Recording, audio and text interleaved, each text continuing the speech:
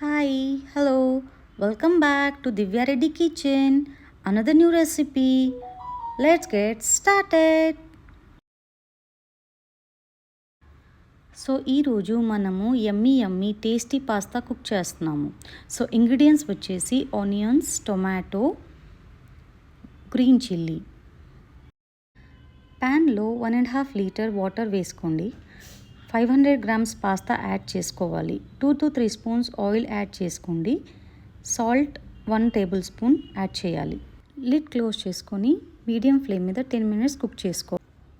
Pan తీసుకొని oil వేసుకోవాలి. ఇందులో జీరా కూడా యాడ్ చేసుకోవాలి. కట్ చేసి పెట్టుకున్న గ్రీన్ చిల్లీ యాడ్ చేయాలి. ఆనియన్స్ కూడా యాడ్ చేసుకోండి.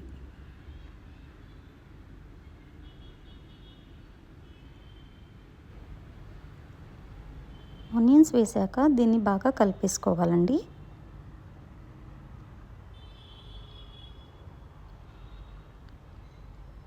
సో ఇందులో వచ్చేసి 1 టేబుల్ స్పూన్ సాల్ట్ వేసుకోండి.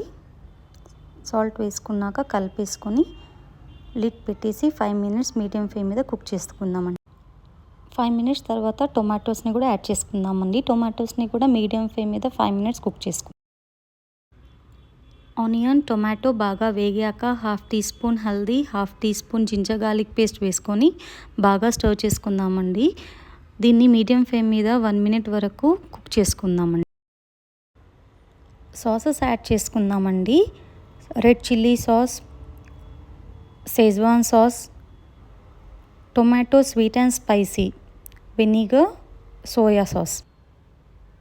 బాగా స్టర్ చేసుకుందామండి.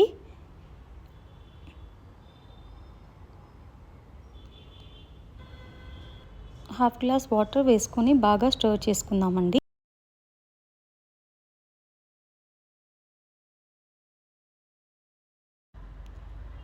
పాస్తా బాగా కుక్ అయిందా లేదా ఒకసారి స్టర్ చేసి చూసుకుందామండి.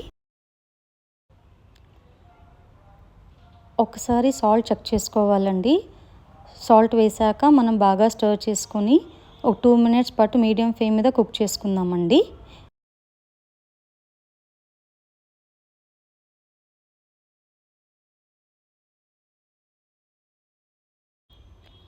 సో ఇప్పుడు మనం పాస్తా యాడ్ చేసుకుందామండి. పాస్తా యాడ్ చేసుకున్న తర్వాత బాగా కలిపేసుకోవాలండి.